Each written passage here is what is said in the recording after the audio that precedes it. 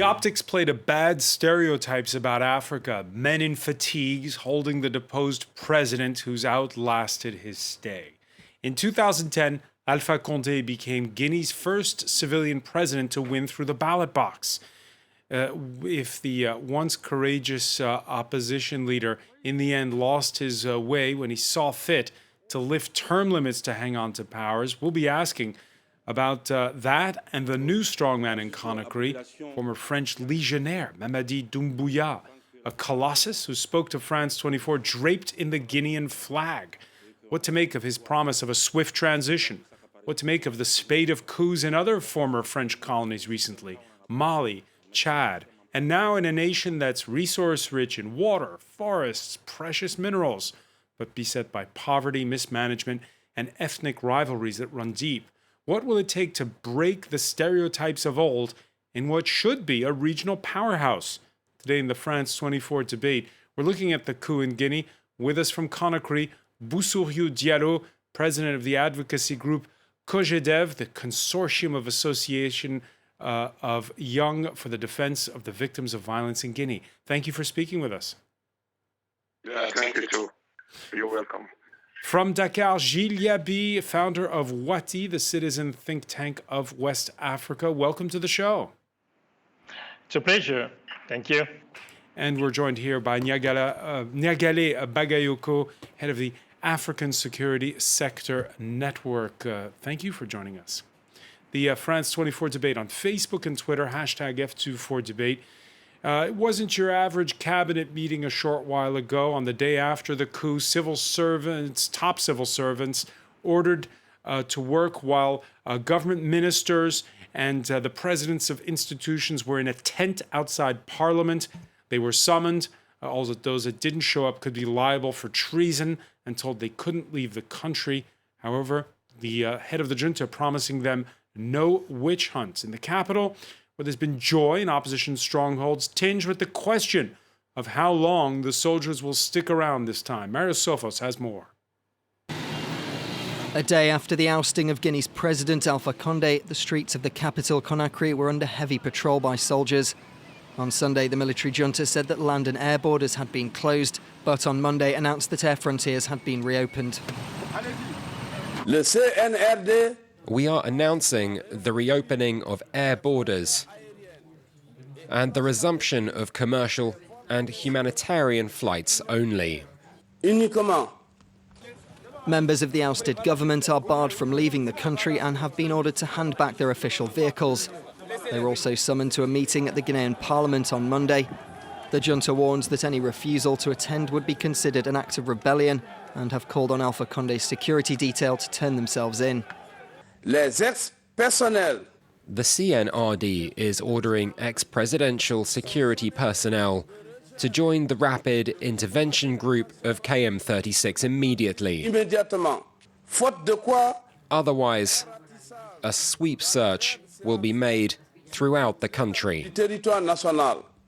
After Monday's meeting, Guinea's military junta announced the dissolution of the government and the National Assembly and have promised to set up a government of national unity. They have vowed not to pursue a witch hunt against the former government. Alpha Condé was re-elected for a third presidential term last October, following the introduction of constitutional reform that was roundly criticised by his opponents. What was your reaction, Boussouriou Diallo, when you heard there was a coup underway? Okay, thank you very much. I'm Boussouriou Diallo. I'm a human rights defender in Guinea. I'm the executive secretary of COGEDEV. It's a youth organization that we created after the 28th September events in 2009 that happened at the Guinea at the Conakry Stadium. And during that period, as you know, we have lost in Guinea many people. You know, up to now we have that event in our memory. And what happened yesterday in Guinea, for me, it's something that was expected. You know, it was expected because we live in a failed state in Guinea. Since Mr. Condé has decided with his government and his supporter to change the old constitution that has been settled by the by the CNT in 2010 or in 2011. But we have in our memory the role of our army in the political system in Guinea. And we hope that the new engagement that has been taken by the Colonel Mamady Doumbouya will not be the same like the former junta leader, that is Camara, because we remember after the death of Alpha Condé, the army also took the power and they promised to lead the country in the democracy system. But after some months, we realized that their promises was not true, And what happened in 2009 when the massacre of 155 people, took place at the Guinea Stadium. And now we have not seen, clearly where we are going on. Yeah, and, it's early days. It's early days so far. Let me bring in Gilles Yabi on this. There failed, as you just heard from Boussouliou Diallo. Guinea has well chronicled failed promises from both civilian and military leaders. Same for you? You weren't that surprised this coup happened? Yeah, well, no, I wasn't that surprised. I think Mr. Diallo clearly, said that the conditions were ripe to have basically anything in Guinea happening, including a military coup. I would say the style of governance of President Alpha Condé, and also specifically his decision to run for a third term, that was a violation of the constitution and could actually be considered also as a coup. So basically, this created a situation of tensions that give always the pretext, the possibility for any military leaders to decide at one point to seize power without a lot of reaction. We can see that actually in most part of the city of Conakry, people were demonstrating in favor of the ousting of President Alpha Condé. But I think Mr. Diallo also said a second thing that was that I think is extremely important. The fact that you have the condition for a coup to happen doesn't mean that those who are behind the coup now are necessarily defenders of democracy. It is too early to know what are the real intentions of the military leaders that are in place. And I think that is the most important question now, is how to make sure that this time we have a real transition towards something that looks like a democratic system. Yeah, there is that promise of a swift transition. And let's talk a little bit about the new man in charge. Seems like it's the classic I'm not fired, you're fired kind of coup that Mali's had, that in a more distant past Ghana has seen. Mamady Doumbouya shooting to prominence as head of Alpha Condé's special commando unit within the army, the GPS. Condé, who'd reportedly grown wary of that GPS's increasing autonomy. Sharon Gaffney has more. Unknown to his compatriots when he first appeared on national television, Mamady Doumbouya is described as discreet. Since 2018, the Lieutenant Colonel has headed Guinea's Special Forces, an elite unit that leads the fight against terrorism. It was created by the president he deposed, Alpha Condé. Draped with his country's flag, Doumbouya told France 24 he was committed to a smooth transition of power. It's our duty to save the country and bring the Guinean people together. We will put a system in place for all of the people to come together, because a political system that is not inclusive is a system that is not based on peace. Before leading the Special Forces, he served in the French Foreign Legion. He also trained at a senior military academy in Paris. He is someone with a lot of experience.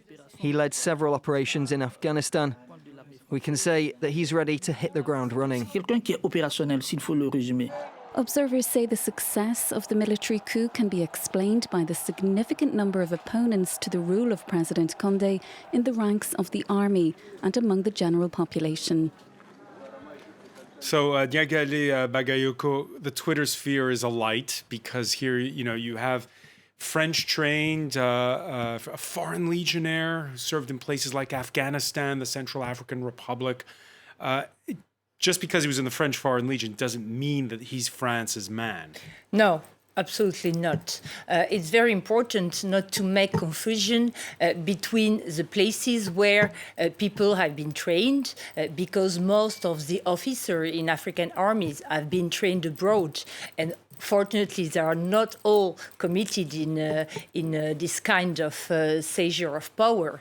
But what is sure is, when we just heard in the reportage, it is not possible to only focus on the operational capabilities of the armed forces, and especially as regards the special forces. It is important to set up oversight and control strict mechanisms, including civilians, which could act to prevent this kind of event. But today, and including when you can see that one of the international strategy to fight terrorism in the Sahel, for instance, with the Takuba force, or with the newly taken decision by Burkina Faso authority to create a new special force unit, we have to be very, very careful, because, for instance, in Burkina Faso, you have some provisions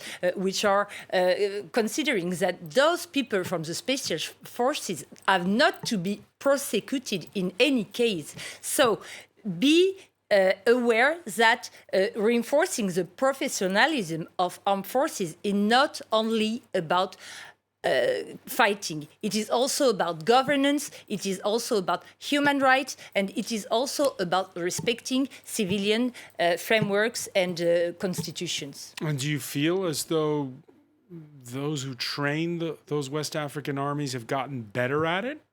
When you see those coups that have recently happened in Chad and in Mali? I think that more broadly, there is, of course, a big problem with military cooperation, because we are all the time told, for instance, as regards Mali, that it already has been 8 years that soldiers have been trained. But in fact, it's been more than 40 years that French, Americans, and other bilateral partners have been training all those military apparatuses. And we can see that they always been very unstable and very untrue to real democracy. Giliabi, what do you make of Colonel Doumbouya?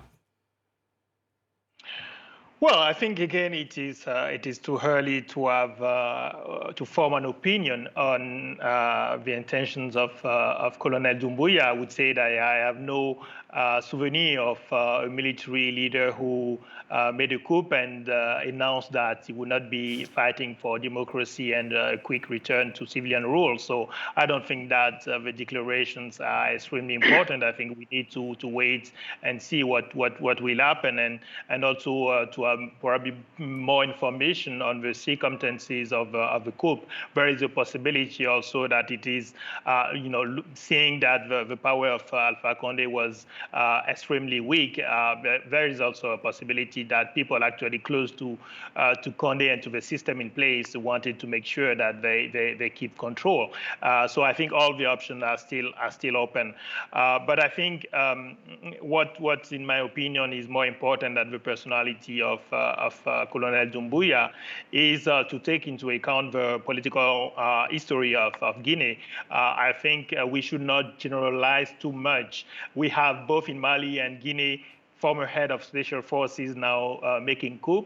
That's true, but in both countries, we also have a very specific political and security situation. So I would not necessarily, generalize about other countries in the region, but I would say that in Guinea in particular, you have a history of a very disorganized military. President Condé actually made personally pilots the reform of the security forces in the country. It might be actually one of the area where a lot of people think that he made not so bad job. And having worked personally on Guinea during the last years of Lansana Conté, I can say that the state of the military in Guinea has always been very problematic, and actually they are a bit more organized now than they were before. But of course, we can also see that the fact that we are using special forces to protect the president and not to fight against terrorism, of course, we are not surprised to see now special forces commanders taking power. Boussoya Diallo, we had a statement from the French Foreign Ministry earlier saying it was aligning itself with what the regional leaders in the body, ECOWAS, would decide, that they're in consultations. What are you expecting from France and from neighboring countries at this point? Yeah, it's normal for France or other countries to condemn the coup that happened in Guinea. But, as a civil society activist, a bit of shame because during our fight against the changing of the constitution, the French government, was here. And also the American government was here, the UN was here, the ECOWAS people had supported Mr. Condé. The African Union has supported Mr. Condé, So now what we expected from this organization and this country is just to give us time, to make some reforms that we need to progress. Because in Guinea, we don't need to come back again, We have lost many times during these 10 past years. We have lost many people. Many children have been killed in this country. We don't have justice. The reform of the security forces that happened, under the UN support, it's a failed reform. So now we need to have a new army, as Mr. Mamady Doumbouya said yesterday. We need an army which is not dominated by the politics, Excuse me, is that possible in a country like Guinea where, ethnic tensions were very rife in 2010 and 2015? We don't want international community to manipulate our army. We know that sometimes they support some reforms. They gave us money, but they expect more from our army. Normally, the Guinea army must be under control of the civilian. Is that we need in this country, And, if you see what's happening, there's times it could not happen if the international community has accepted to hear our voices. If they have accepted to support the civil society, the FNDC, and some other organization, what happened cannot happen. But now we need reforms, and we want them to let Colonel Mamady Doumbouya to have the time, the necessary time to change the things. And we also, as a human rights defenders, we need justice for the victims. We need justice for the victims. Victims dating all the way back to 2009. Boussoya, I'm going to have to interrupt you very briefly because we have to take a quick break. We'll be right back. Stay with us. You're watching the France 24 debate.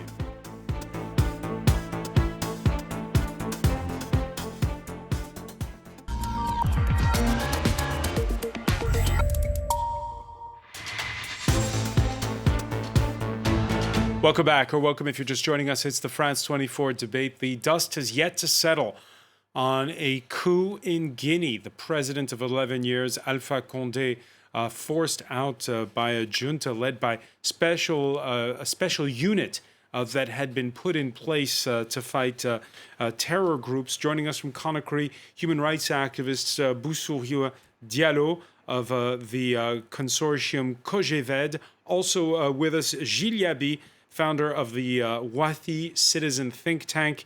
And we are with Nyagale Bagayoko, head of the African Security Sector Network. Welcome back to all of you. We talked just a moment ago about who the new strongman is in charge is. Let's talk a second about the man who's been deposed. In a previous life, Alpha Condé had braved prison, a long exile in France. He was considered throughout the continent as a hero of opposition movements. Then he came to power, the first time that it was a civilian vote since Guinea got its independence in 1958, and his decision in 2010 to extend term limits.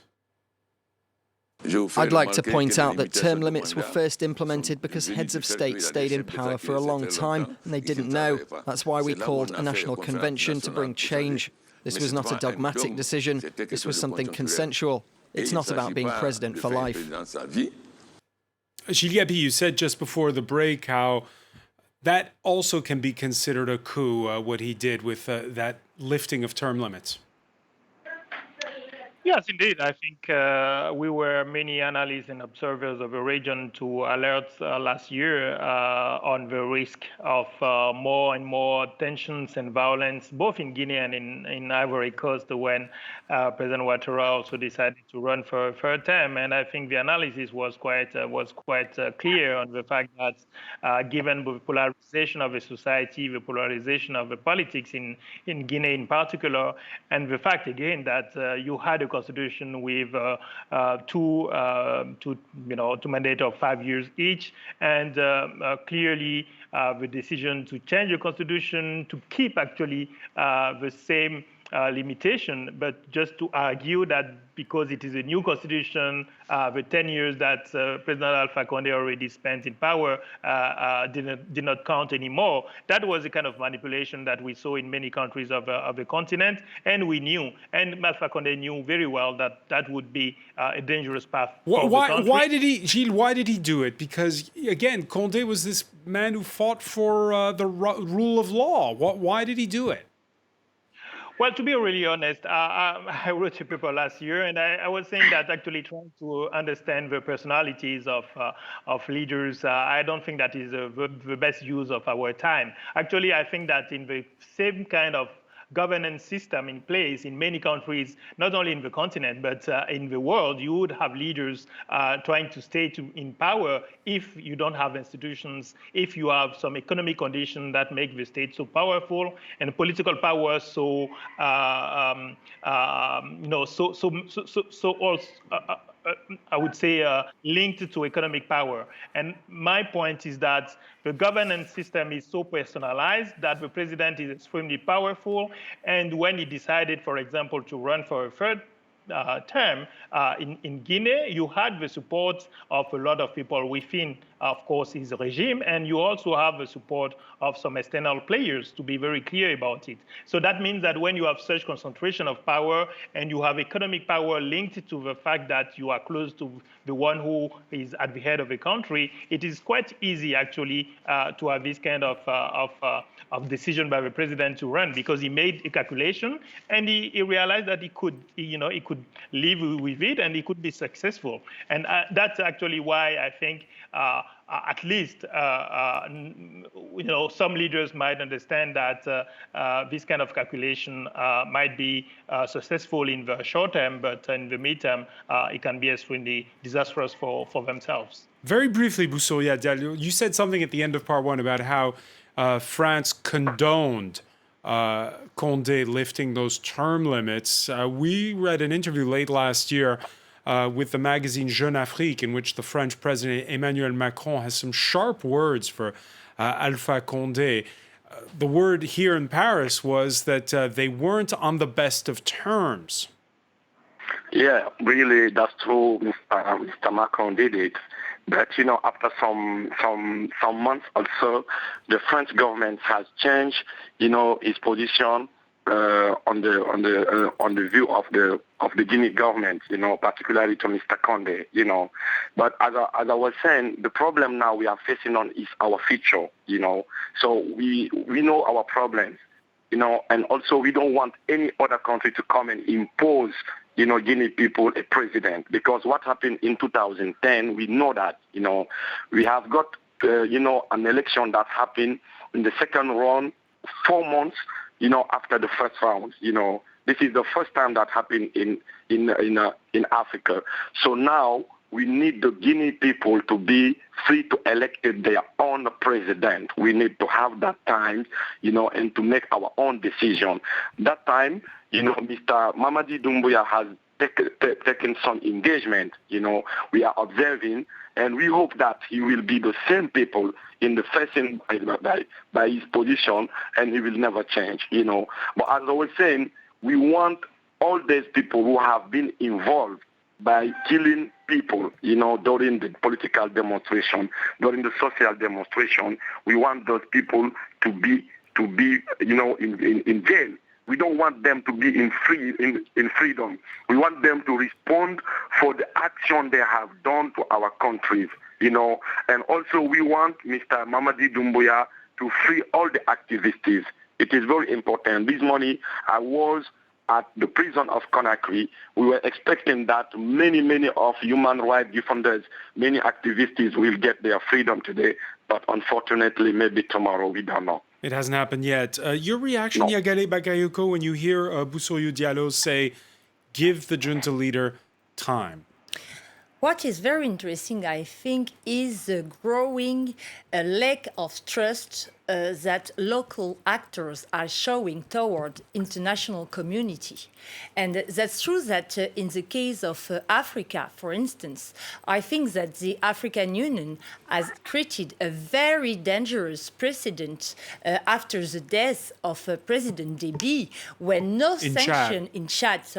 when no sanctions were really taken against the new junta, led by the aunt son of former President Déby, and this paved the way for other coup attempt, at least. And just a few weeks after, we saw the second coup happening in Mali in May, and the reaction of the ECOWAS was very, very weak, with no very strong sanction either. And today we can see that all the conflict prevention and management mechanisms which have been set up by all those multilateral African organizations, the AU, or, for instance, the Protocol for Democracy and Governance by ECOWAS, are nonsense, because what can those institutions do when they are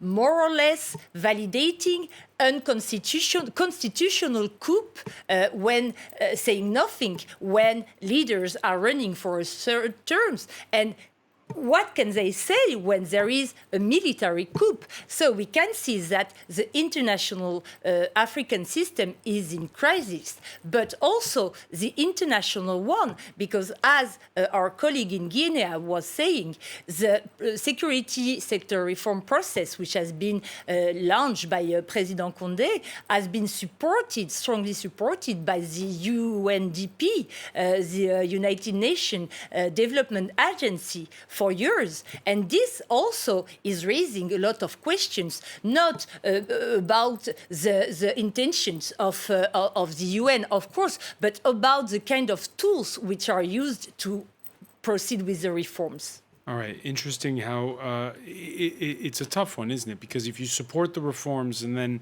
the people who get the support turn against the civilian leadership... That's really the question today. What about the tools which are internationally validated to reform And do you agree with Gilles Gabi when he says that what Alpha Condé did in 2020, lifting term limits, that's also a coup? It is also a coup, of course. It is a civilian coup, but it is also a coup. And there has been others in the region. All right. In the case, there isn't one size fits all when it comes to Africa. And we've seen recently that institutions sometimes can be strong, like in Zambia, where the opposition just won. However, there is a problem with that spate of coups. And also the other problem, which is specific to Guinea, but not just, is, again, a rich country with poor people. Bauxite was trading at a 15-year high. Markets spooked by the putsch at the start of trading this Monday. James Mulholland has more on a country that has huge potential that's still untapped.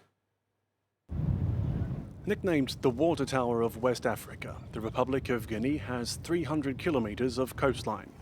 It's traversed by more than 1,300 waterways, including the majestic Niger River. Divided into 4 distinct regions, Guinea shares borders with 6 countries. It's a young nation. Of its 13 million inhabitants, more than half are under the age of 25. The Muslim-majority country is composed of several ethnic groups, among them the Malinke, the Fulani and the Susu peoples. On the 2nd of October 1958, the former French colony became the first in sub-Saharan Africa to gain independence from its European rulers. French is widely spoken, but also Malinke, Fulani, Susu and Kapela. There are more than 24 national languages in all. The economy is largely dependent on agriculture and mining, thanks to its mineral-rich subsoil. Guinea's huge bauxite deposits make up a third of the world's reserves. It's also rich in gold and diamond. However, nearly half the population lives under the poverty line. Another sobering statistic concerns female genital mutilation and excision, with 97% of women affected by the procedure, according to UNICEF. This despite a law from the year 2000 banning FGM. Guinea's recent past is also marked by the Ebola virus. On the 6th of December 2013, the hemorrhagic fever was first detected in the southern village of Meliandou before it spread to neighboring Sierra Leone and Liberia. Over 3 years, Ebola killed more than 1,100 people in the region, including 2,500 in Guinea. The country is no stranger to political turmoil. It endured several coups d'etat before Alpha Condé became the first democratically elected president in 2010.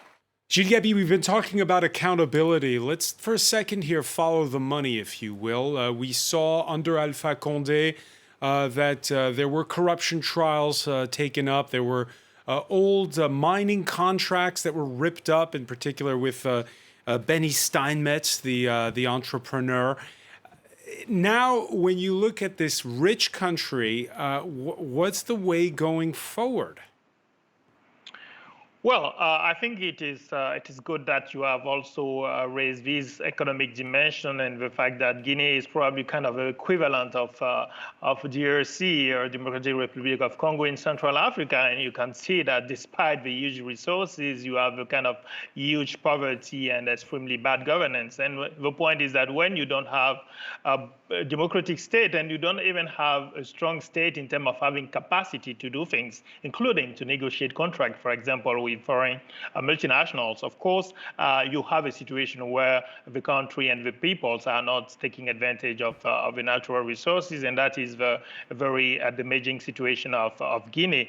I'm not sure that we have reason to be already optimistic about the future, because again, you have to build a state, you have to build institutions, you have to build integrity to have people who are ready to defend the common interest of the country and not only their own pockets. That's not easy. And I think, let's be also very clear, there is an external dimension of politics, because politics means also access to these natural resources. And so in the current situation, of course, all the players that are important in Guinea, including Russia, China, are looking. And probably those who are not present might also be looking, seeing this as a political opportunity, maybe to have new options also to tap natural resources in the country. And I think the only response to that is the need for the civil society of the country to be united and to have a strategy.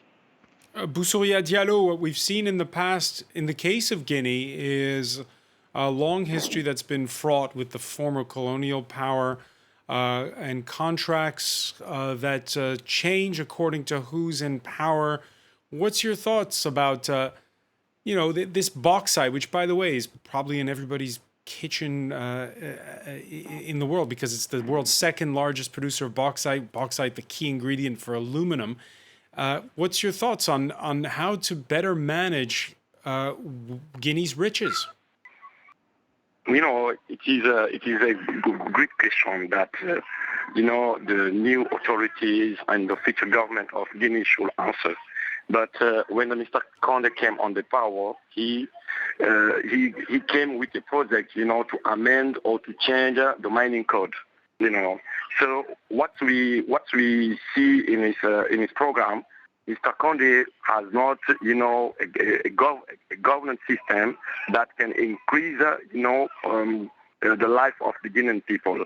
So now, if you see the condition of the living condition of the young generation, in these regions where you have some bauxite, it is very disappointed.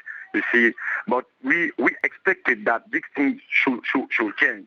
We have many mining resources like Congo, like Zambia, but up to now we have not realized, what we can do to manage the resources for the benefits of our country. Mr. Condé has developed business in the mining sector. We don't need a business sector. We need an economic program.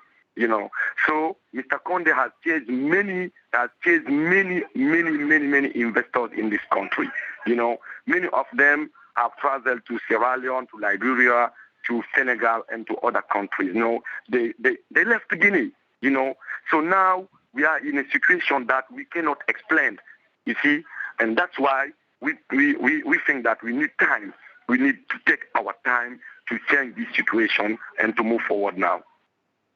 You need to wean yourself off an economy that's dependent on the extraction of raw materials. It accounts for something like 60% of the country's riches, and most people are in agriculture. They have nothing to do with the mining sector, right? Absolutely, but it is the same problems in many African countries, and I think that the comparison with the Central African Republic is very, very relevant, because you have the same kind of bad governance and also the same kind of rivalries between local elites who are competing to get access to natural resources, which in fact are not really at the core of the development of the country. And investment in agriculture and other more productive sectors should be also a solution to be envisioned. Gilles, does Guinea's sovereignty depend on who it does business with? Half of that bauxite is exported to China. We've seen in past years how the president, Alpha Condé, turned more and more towards countries like Turkey, Russia, and China for deals in many sectors. What does Guinea do? Yes, again, we live in a global world, and it is very clear that any power that will come into Guinea will have to deal with all the same kind of investors, and also behind the investors, also the country that have the most interest in the resources of the country. So again, the only response is to make sure that you have a legitimate government that is that can be accountable to the population, and for that you need a strong civil society, but you also need to build capacity. I think that we should not forget again the issue of time, the fact that when we waste, in the Guinea, you lost all opportunities to make some reforms and to advance the country in terms of education, in terms of the public administration. When you don't do that, of course you will have to start with that. So it means that unfortunately Guinea will remain an exporter of raw material for some time to come, but everyone knows that that is not the way out of poverty and the way for modernization of our economies in the region. I fully agree with what Nyagale Bakayoko just said about also investing in agriculture, investing in all over sectors of economy that produce more jobs for the youth of the country. Busoyu Diallo, we're out of time, but before we go, let me just ask you again. You were saying how you were hoping this Monday there would be the release of detained activists who'd been held under Alpha Condé. Are you in negotiations with the new authorities? What's the situation with that? No, we are not negotiating that, because we think that there's people who have been arrested. They have been there because of Mr. Alpha Condé. They did nothing wrong. And this morning we were there discussing, because yesterday Mamady Doumbouya has promised to free all these people, all these political or activities who have been arrested under Alpha Condé authorities. But when we came at the prison, the new authorities has not sent a letter to give the free how to say that the free card, to make them free. So we are all up to now discussing with the penitentiary administration, and we think that tomorrow, inshallah, they will there are 400 people who have been arrested. We think that tomorrow we will get them outside of the prison. And we also are expecting that what happened in the past will not come back again. We need to move forward and to change this situation in our country, because we We expected more from our political leaders. I'm young. I know what the Guinean young people expected from their intellect. I know what they expect from their political leaders. Now, we don't want to live in a country where we have all these resources, but we are living under poverty. We need to move forward. We need education. We need medical health. We need many, many, many things. We need job also. We don't want to go and die in the Mediterranean. We want young people of Guinea to stay in their prospects own country, at home. to realize Diallo, unfortunately, we're we're running short on time, but I want to thank you so much for joining us from Conakry. I want to thank Gilles Yabi in Dakar, Nyagade Bagayoko. Thank you for being with us here in the France 24. Thank you.